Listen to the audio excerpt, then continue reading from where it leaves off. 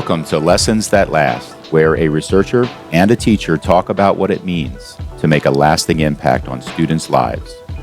They unpack the stories former students shared about their memorable teachers and discuss how we can all make a greater impact on the people in our lives. Here's Julie and Laura.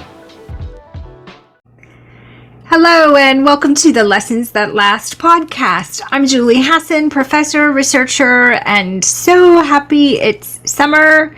And with me is my equally happy co-host, Laura Estes Swilly. I'm a teacher, I'm a writer, and I'm a reader. And I wanted to show everyone my copy of Pause, Ponder, and Persist that I got in the mail. And I've been so excited reading it and just soaking it in. And I feel like I'm learning a lot. And like some of the process of my own teaching is being demystified for me in this book, which is really amazing. So I just wanted to make sure everybody knew about this. Oh, and my favorite chapter, of course, is the chapter that starts with a visit with you.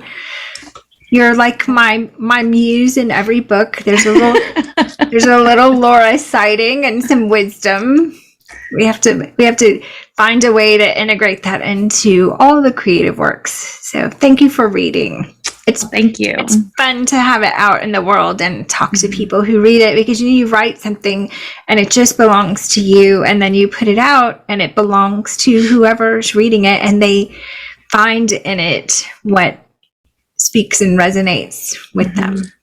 That's the thing I think that is hard for writers, is when a reader takes your work, it becomes theirs. They're going to see it through their filter, and they're going to see it the way they need to see it or want to see it, and you can't control that anymore. Like you leave it all on the field kind of thing. And we know as avid readers that you bring to your reading your own experiences and perspective, and so it's understandable that people would make of it what is meaningful to them. Yes, or not. Absolutely. And you read the same thing at different stages in your life or different stages in your career, and you see it differently than you saw it the last time. I've seen that just by reading The Great Gatsby 2,700 times. It's different every time. Yes, that's so true. What did I read again recently? Catcher in the Rye. Oh, yes. And I don't think I've read that since I was young, and age will make you look at Catcher in the Rye a little differently. Absolutely. Yeah. Shout out to Mr. Rezaniti, who did a beautiful job teaching Catcher in the Rye. Yep. I love that text. Such a great novel. Such a great writer. I love all of his writing. So yes, so good. So speaking of great writers and great people, we've got a story today that was shared by the what my mom would call a very nice young man. Oh, sweet. We know them because we're married to them. We were in church very recently with we have an older congregation, and I love that the ladies all think I'm married to a very nice young man. Yes. Yep. Yes. But as I was thinking about this story, I was thinking about, you always put yourself back in the places where these students were. He was in 5th grade, but I was actually thinking a little older. And I'm wondering, because you have such a powerful personality and you were so connected in middle school and high school, do you feel like you had an influence on peers, and in what way? Well, yes, I had an influence, and I don't think it was always the most positive way, let's be honest. But I was friends. I want to say I was friends with everyone, but of course that's not true, because you can't be friends with everyone.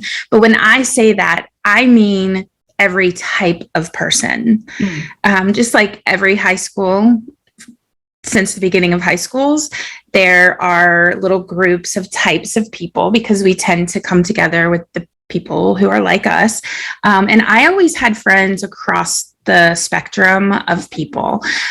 So I think that I don't know, Julie. I would like to think that that influenced my friends, my closest friends, my inner circle, to also be more open to different types of people. Because if I was bringing someone they thought was a weirdo around, now they had to take that in and get to know this new person. And so maybe that would open up their thinking to different types of people. I'd like to think that. I don't know if that's true. Right. And, we think back and we sort of reconstruct those memories, and we wonder about the kind of kids we were and the evidence in that. I know for me, senior year, I was the captain of the dance team, which came with some responsibility. Like, I felt a great responsibility in that. And talking a lot to my parents and other people about conflicts on the team and what a good leader would do, and just sort of feeling some pressure to model the ways we treat each other and sort of the ways we move through the greater space of high school. Like, I remember that being probably my earliest kind of leadership experience, where I felt like, oh gosh, people might be watching me navigate this role, and what is my responsibility here, Well, that's really very metacognitive of you at 17. That's amazing. I think that for me as a leader, I mean, it's well established that I was there to have fun. Let's just put it that way. And so I think I was a leader in that way. I led people astray, not too far astray, right? But I definitely think I, had some of that negative leadership where I led you to maybe go to more parties than you wanted to, or, think more about boys than you would have, or whatever. I think that I could lead astray. I like to think that you led me to be a little braver and more adventurous. Yeah, absolutely. Because I tend to be, especially then, pretty cautious, but certainly braver with you, however you want to characterize that. And you have me thinking too about, like, there are formal leadership roles, yes, for young people, especially in high school, where we start to be in clubs and organizations, have student government and other things. And then there are sort of these informal leadership roles that we're in because of influence for whatever reason. And for some kids, that influence is because they are really positive role models and they're respected. And for some kids, that influence may be more social, or, because they're super confident or whatever that may be. And it had me thinking about my son Connor's sort of friend group in 5th grade, because this story is about a 5th grade student. And he had a friend named, him because you came to the Little League, Joe Worth, who had excellent parents and was just a really good kid. And there was a story about Mrs. Demi, their math teacher, trying to teach a lesson. And there was a new student, fairly new, in this school who was really disruptive and kind of disrespectful. And this class, which was mostly, for whatever reason, boys, didn't quite know how to handle it. And I remember hearing that Mrs. Demi was trying to teach a lesson, and this disruptive kid kept interrupting the lesson. And she finally walked over. She's such a great teacher, but she had enough, and she put the whiteboard marker on his desk and said, "Okay, I give up. You go ahead. You teach the lesson." And everybody got really quiet. Sure. Joe Worth got up, took the marker, handed it back to Mrs. Demi, gave the kid a look, and said, "Please go on, Mrs. Demi." Oh, dreamy. 5th grade. Yes. Yeah. Like, what is it? What kind of presence, confidence, or just drive to do the right thing makes a kid do that? That's confidence, and it's also a deep respect for his teacher. I would say, if I had to guess, he was also sick of that kid. They all were, for sure. This is a great young man, and he's surrounded by other really nice young men. I'm sure that it was driving Connor crazy because you don't behave like that, period. And so they all probably exchanged some looks, and they didn't know what to do. And Joe was just pushed far enough that he took charge. And I mean, I think he was a natural leader anyway. But I think that was a deep, deep respect for Mrs. Demi.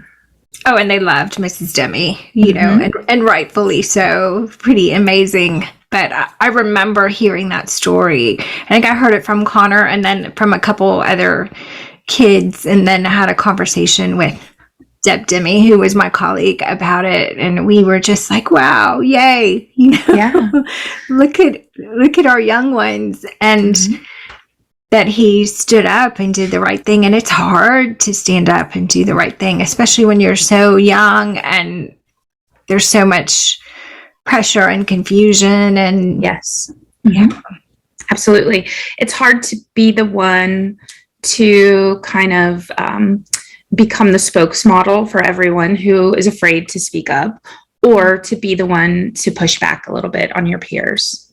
Yeah.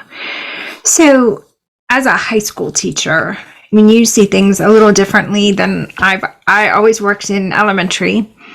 When there is a student who is struggling, who is a bit ostracized socially, maybe picked on, whatever we want to call it, do you see kids like Joe who stand up and say, okay, this is not okay?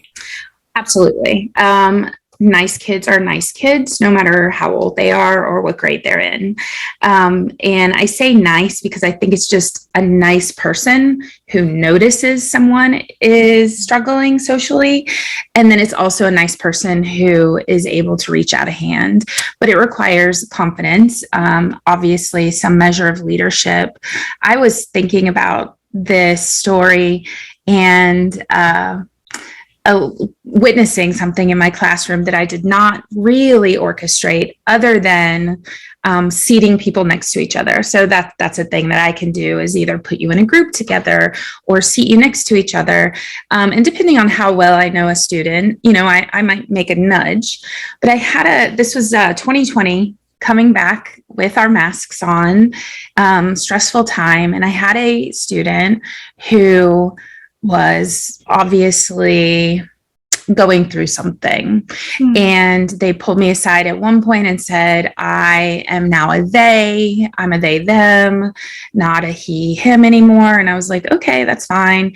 And then at another point, there was a name change. And at another point, they said, well, I'm gender fluid. So depending on how I feel each day is depending on what pronoun I want to use. And I had to be honest and say, I don't know if I can keep track of that. I promise you, with all due respect, I may just use your name, because I can make a mistake. If yesterday you were he and today you're she, I don't know. You may just be they. Right. You're just going to be your name. Right. So this student came from a very restrictive, oppressive family that was involved in a super conservative religion. And they were outed to their parents by another kid from school. And so this student, like, obviously couldn't function and was not really taking part in class. And sitting next to them was one of the most beautiful girls I have ever seen in my life. I mean, like, just gorgeous. She had been a model. She was very poised, very confident, also incredibly conservative. And not at all embracing of trans or gay issues. And I heard them say to her, well, I don't know. They're saying God hates me and I will never be able to go to heaven. And I'm this monster. And she said, I'm sorry someone said that to you, because that is wrong. God loves you and he doesn't care. And none of this matters. And I knew, oh, wow, she's really stepping out, because that's not exactly how she felt. And so I held her after class and said, I heard you, and it was the most beautiful gift you gave your peer. It was amazing and exactly what they needed to hear. And you were exactly who they needed to hear it from. What inspired her to give that? I don't know. I think she saw someone hurting and she wanted to help. There are helpers everywhere you look, in a high school classroom, in a 5th grade classroom. They're out there. It's empathy, but it's also courage. I mean, yes. You would have to grow both as a kid in order to stand up in that way, because like Connor's class, it bothered everybody. And in a high school, when someone is being mistreated or treated badly, it bothers everybody. But it's so tempting to sit and be bothered. Right. But to do something or say something takes both the empathy, which is the reason we're all bothered, and the courage to act. There's a writer, beautiful writer, Bettina Love, who wrote the book We Want to Do More Than Just Survive. Just amazing. And I was listening to her speak, and she was talking about, we don't need allies, we need co-conspirators when we're in a marginalized group of any kind. She told this story about a group of people of color who were peacefully protesting. And they were threatened with being arrested and removed from this park. And I'm probably going to tell it wrong, and I'm not going to tell it like Bettina, but I'll do my best. And this woman, the police who were sent to arrest them had tasers. And this woman of color grabbed onto the metal flagpole so that she couldn't be taken away. And there was a threat to tase the metal flagpole. And a white man came up and put his hand on, it's hard for me to tell because it makes me a little weepy, put his hand on the pole. And she said, that's it. Like, put some skin in the game. Because it's easy to sit back and watch and be bothered. And say it's wrong. It's another thing to stand up and to put some kind of risk behind that standing up. Whether that risk is your peers now making fun of you, or choosing to exclude you, or your religion, judging you in some way, as was the case of your student. Right. But according to Bettina Love, that's what we need, is people who are not just allies, who aren't just bothered, who aren't just posting on social media, but who will put themselves in a position to have something to lose. And that's what your student did, what Joe did, what we see kids doing. And we're just so in awe that kids so young would not just be empathetic, but also brave. And there's a lot of bravery behind that. And the agency, I have to know I can take this on, not just that I have the courage, but that also it's my place, because there's that understanding it's all of our places. And for sure, my student, by being so kind, now had a new friend, and her new friend was a little messy. And I think she got maybe more than she bargained for, especially in a social sense. But she handled it gracefully because she was a graceful person. Oh, so good. That's good. So we'll come back to Ben's story about his 5th grade teacher, Mrs. Greenlee. Laura, will you share Ben's story with us? Yes, I would love to. Life was pretty easy for me as a 10-year-old. As the youngest of 4 boys, I got some credibility from my older brothers, all known as exceptional athletes. My oldest brother was the high school quarterback that year. I was tall for my age, and my sport of choice was basketball. Every day at recess, my buddies and I went straight to the court. I dominated those playground pickup games. Most of the kids in my class had been together since kindergarten. We had always been friends, but things started to shift a little in 5th grade. We began to sort ourselves into groups, and a hierarchy formed based on popularity. Marcus was always a bit different. He was small and wore thick glasses. He was awkward both physically and socially. The boys started calling him Mucus, and they made sure he never touched the basketball at recess. I did not actively torment Marcus, but I did sometimes laugh. One afternoon, as we were packing up to go home, Mrs. Greenlee asked me to stay behind. She told me she was concerned about Marcus because he seemed isolated and sad. She suspected that the other boys were teasing him. I was prepared to be scolded for laughing, but instead she said something that surprised me. Mrs. Greenlee said, "I've noticed that the other boys look up to you. They watch what you do and they follow your lead. I wonder if you could find a way to include Marcus and help him feel more accepted." I thought about her words all the way home. The next day at recess, I picked Marcus to be on my team. When another boy chanted Mucus, I asked him to stop. I talked to Marcus as we walked back into the classroom. As I got to my seat, Mrs. Greenlee smiled at me. It felt good to do the right thing, and it even felt better to know that I made Mrs. Greenlee proud. Oh, Ben and Yeah. Mrs. Greenlee. Ben is legit. That's a young man, going to be a great man. And a wise Mrs. Greenlee, because we're tempted to just lecture them, right? As Right. teachers. I've seen what's happening on the playground. You know better than this. You are better than this. We don't exclude people, whatever. But she used the power of peer pressure for good. She did, but she did something for both boys, right? She helped Marcus, but she also kind of like legitimized Ben. You are important. You are popular. You are a leader. And so she built both of them in that one action, which is so cool. And she taught him this important lesson that with great privilege comes responsibility. Yes. And whether or not we ask for that privilege or seek that privilege, or just in some ways like Ben are born into that privilege, it still comes with it some responsibility. Yes, absolutely. What a lesson that we all need to learn. Mm.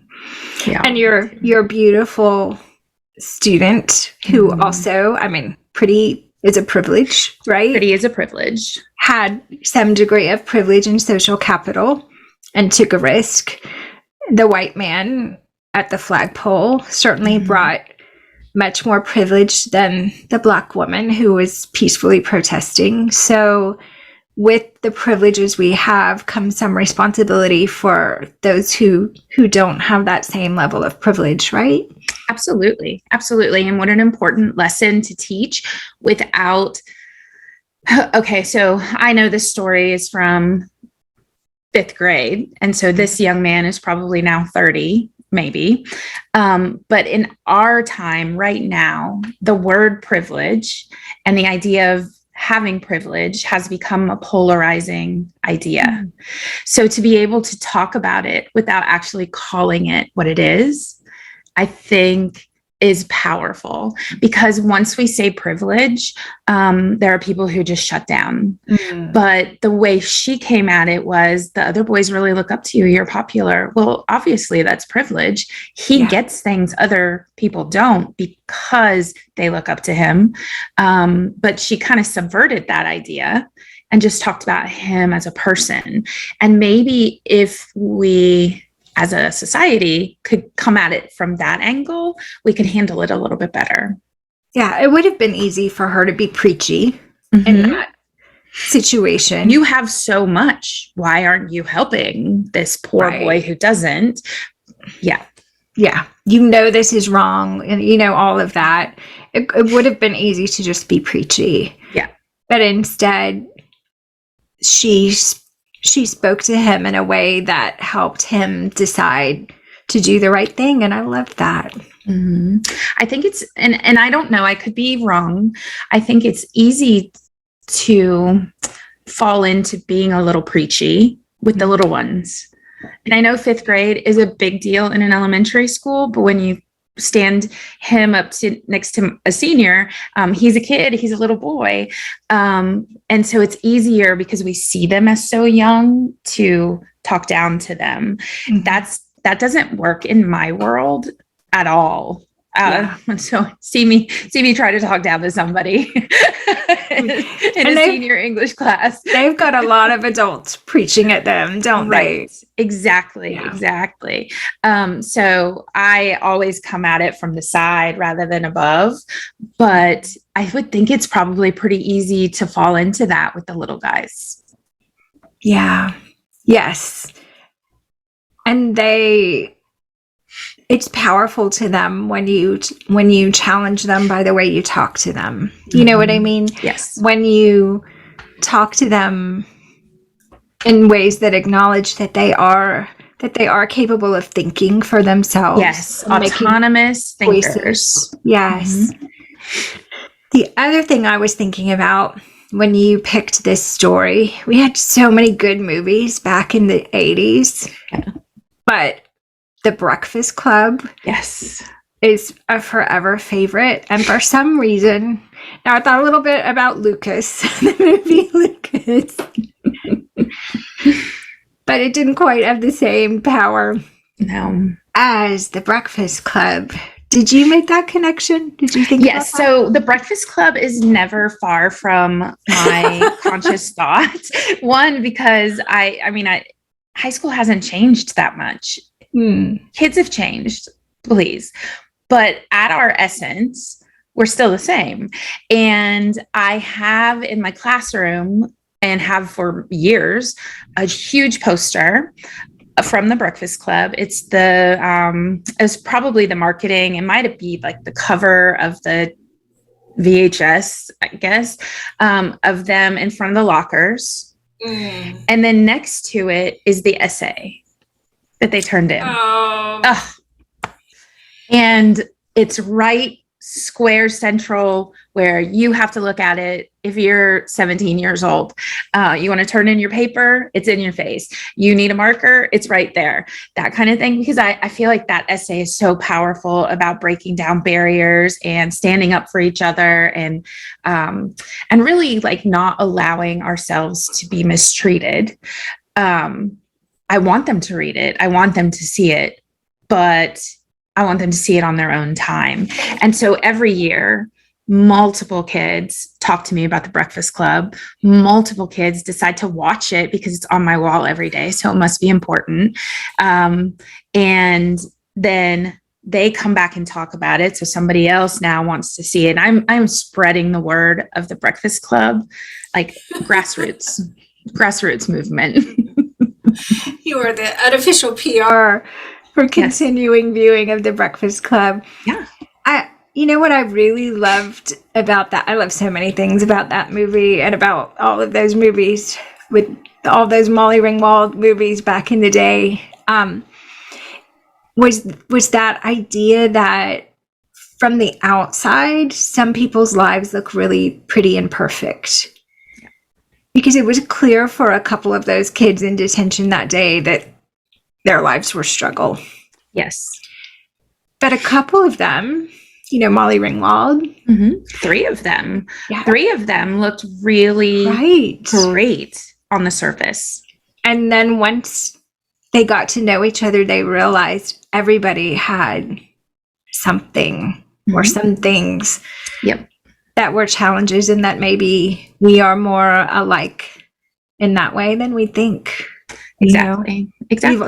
We've all felt like Marcus at times, excluded or unsure, unskilled.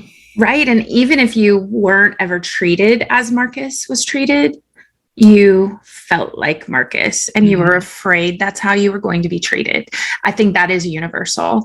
Some of us just maybe didn't get treated that way. I think what happened with Marcus was such a male thing. He wanted to play basketball with the other boys. He didn't have the skills or the size that they respected.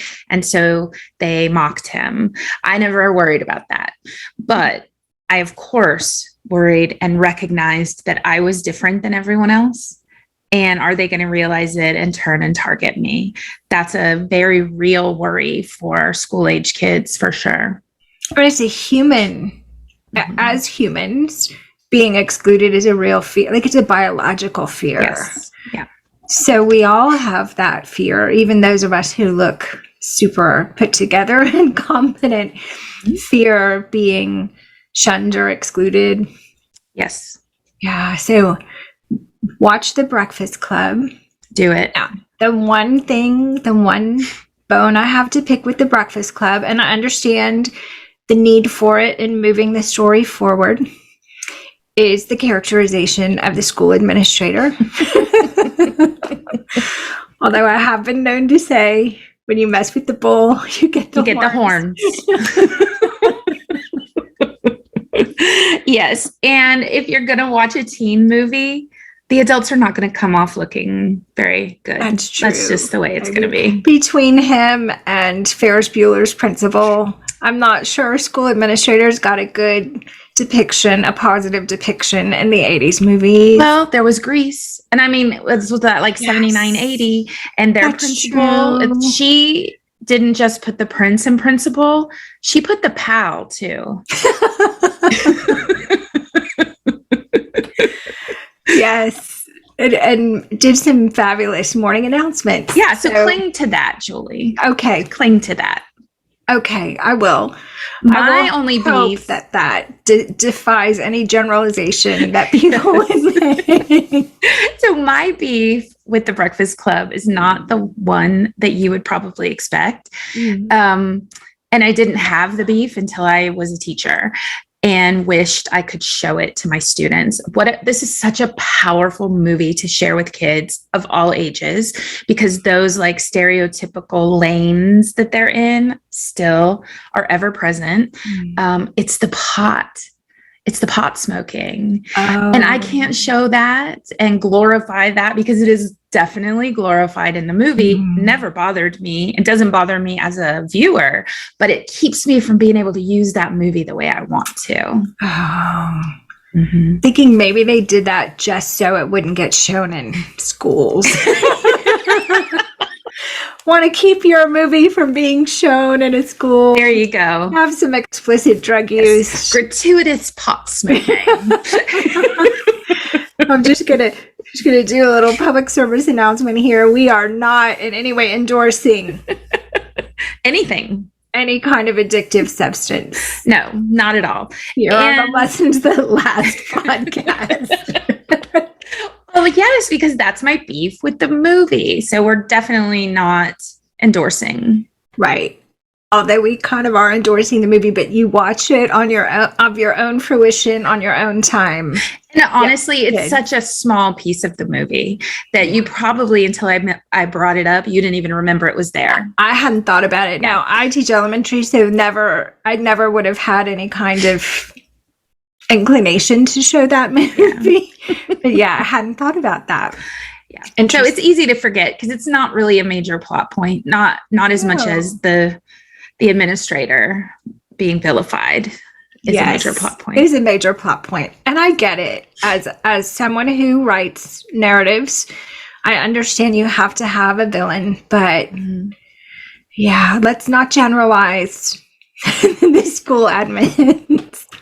And I don't know, in the 80s, we had a kind of like a grandfatherly administrator in our high school. We had great admins. Like Lyle Flagg was lovely. Yes. We had Charlie Harris in junior high. He was a terrific leader. So we had some really good admins. I had Mr. Roberts back at Seffner Elementary. We had our beloved Sally Irwin. I was just going to say we had Sally Irwin, Maddox, who was so sharp, so smart. Yeah. So let's think about Sally and not the depiction we see in the 80s movies, with the exception of Grease.